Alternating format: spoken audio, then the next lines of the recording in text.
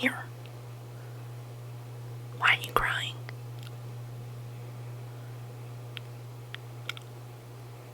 I was the only place you could go.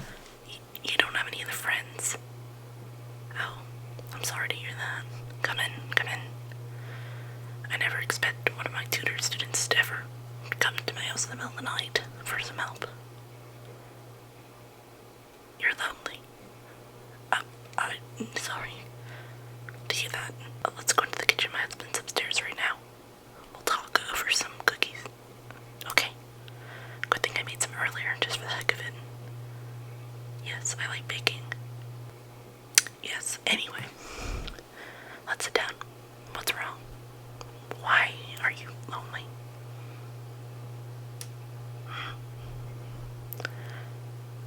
I see. You've isolated yourself. You go to school, they don't stop you from hanging out with people after school, do they? No one's ever invited you. That's okay. You're young. You can get lots of friends.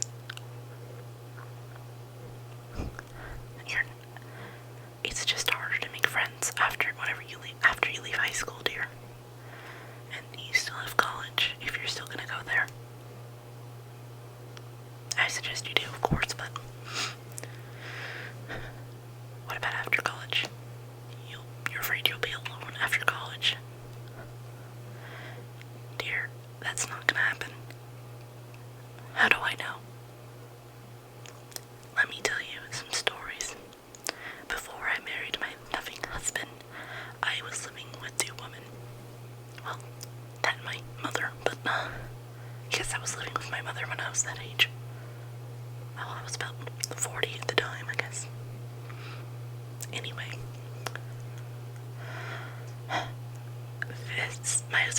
my first husband, not my husband now. My first husband had divorced me. He left me for a woman he met on a business trip.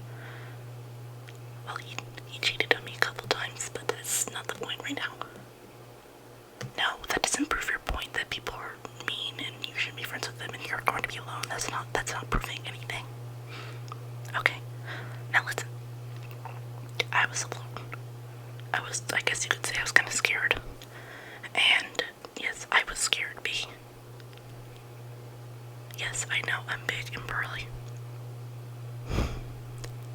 You need to learn to respect your elders sometimes, you know. Anyway, I'm not big and burly. I am a delicate flower. My husband says so. My second husband. That's not the point. Right now, let's just back to the point. I had been alone for quite a while. After my husband left, I went through a lot of bad moments in my life before, during, and after, and even now it happens. But after all that, I decided to take a chance, a risk. Because I know how afraid you must be. Because when I was alone, I didn't want to talk to anyone either, and I was afraid that they would reject me. Because Stan left me, I thought nobody else would want to be my friend, you know. So, imagine you feel that way too. Yeah. Okay. I'm whispering because my husband's asleep upstairs. And I saw an ad in a grocery store for people who wanted to move in together to be roommates. It was a roommate ad, of course. And, I took the risk. My mother was at home at that point, Shitty Pines. I'll never live the day down that I sent her there, even though it filled me with joy to get her gone. Oh no, I love my mother to pieces. It's just, she has a tendency to nag, and she already had a stroke at that point, so I wasn't fully able to take care of her. That's not the point right now. Yes, I know I said I live with my mother. I'm getting there. Anyway, so I took a risk, and this woman who set out the ad, her name was Blanches and I was not the only other roommate she had. She also got a woman named Rose Nyland. Yes, Rose Nyland. By the way, your cookies. Do you know St. Olaf? No. You're lucky then, because I know all about it anyway. And they were two extraordinary women, and they're still my best friends. And I met them when we were about 40 years old. Okay, maybe a little older than that, but that's not the point. At such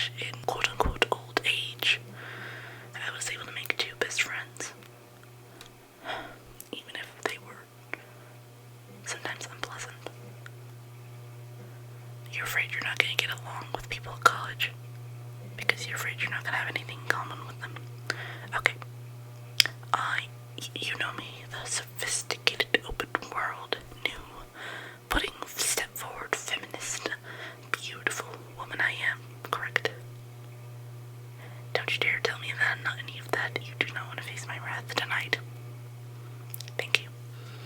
Well, the woman I moved in with, not counting my mother, were not quite the same.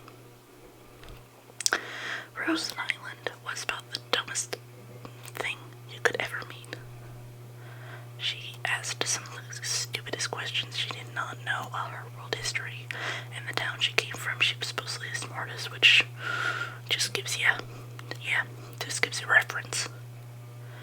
But she was sweet and loving and compassionate and very positive all the time and the funnest to make fun of.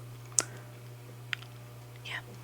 And then there's Blanche Devereaux. The funny thing is that my husband is her uncle. No, she's not upset about that at all. Here's a funny story, just to kind of show you the kind of lady Blanche Devereaux is. When my husband was coming into town to visit her, this is before we even met, by the way, she met someone in the market and was gonna enjoy her time with them, and she was trying on the same night and totally forgot he was coming. So, because she did that, she decided that the man that she just met was more important than my husband, and decided to set me and my husband up on a date by telling us both that the other person was needy and desperate for a relationship. Well, we went on the date together, and it was as awkward as could be, like the worst of the worst, and we actually talked to each other, finally, and we both admitted that Blanche told the other that they were desperate, you know what I'm trying to say, and we decided on that first date that we were going to get revenge on Blanche Devereaux for lying to us. So, we pretended we were madly in love, and he faked proposed to me, and everyone tried to stop it, and we were just enjoying each other and stuff like that, and 3 days later, it felt like we had known each other for years, and we actually fell in love. And Blanche was so upset that we were gonna break up and not see each other anymore to make her happy. She came out and said that she actually approves of our relationship, and he proposed for real, and I said yes. And just a couple weeks later, we were in love and married and so happy, and we moved here. And I was gonna take my mother with us. Her name is Sophia Petrillo. So Miss Petrillo to you, and of course Miss Devereaux and Miss Nyland. But my mother, my ma, she's the most strong, confident, compassionate, well, not compassionate, she's the most strong, independent woman you could ever meet. She came here, she was an immigrant when she came over, married my father,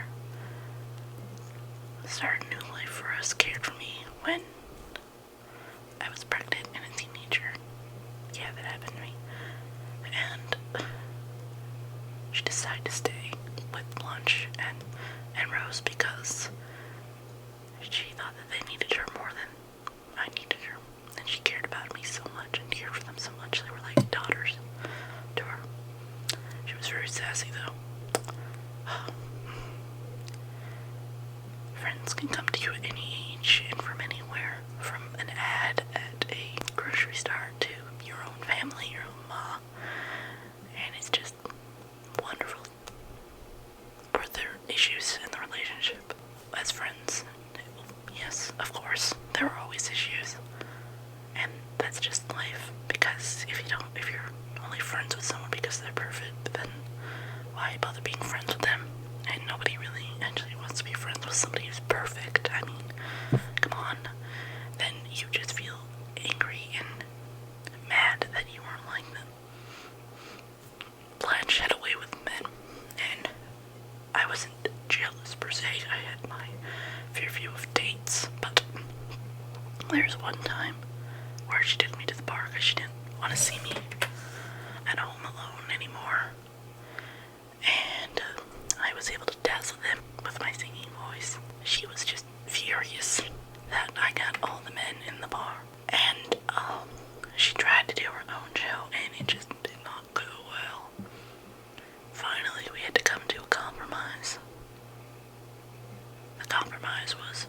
on different days to the bar. What if your friends are just too annoying to stand sometimes? Well, you push through it and you could be honest with them. Rose and Island, she told love stories. My goodness, were they the most annoying things ever. But she tried to tell them with a reason, and we told her over and over again that she needs to shorten the stories, that we're tired of the stories, and she still kept going. And that was fine. Some days I even miss the stories now they make. They're kind of a part of me now. As much as I'll never admit that to Rose or Blanche or even Ma. Yeah. Friends come from anywhere, any shape or size. So I understand you're lonely. And I understand that it hurts a lot. But it's going to be okay, because your prince will come. My prince came years ago. If that's the kind of lonely you're thinking about, if you're thinking about friends, if you're lonely because you miss your friends, or you don't have any friends, well, if you miss your friends, you can always talk to them either tomorrow, or tonight, or anytime, They don't think you're annoying, they love and care for you deeply. Why would they be your friend if they didn't? And it's not because they feel bad for you, it's because they genuinely love you for who you are. And if you have a friend who may not, because you'll know, because those are the type of people that make you feel bad for being you, and make you sad and angry for even talking your own opinion, then they ain't your friend. But if you got good friends who genuinely love and care about you and fight for you to be a better person because they're willing to do that for you, with you, stick with them, hold them close, and if you drift apart, that's okay. Just because you're in different states doesn't mean you're still not friends. I mean, Rose and Blanche and Ma are still here with my heart, but even if they're all the way across the country.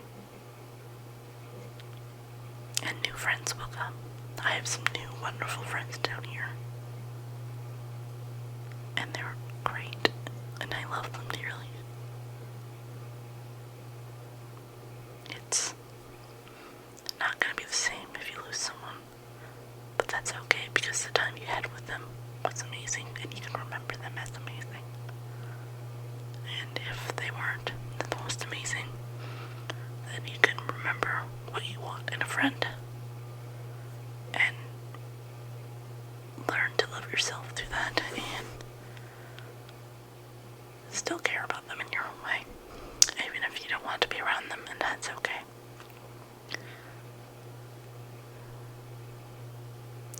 Why don't you head home, sweetheart? Everything's gonna be okay. Actually, you know what? I'll give you a ride home. Okay. Now we can talk more in the car. Let's go.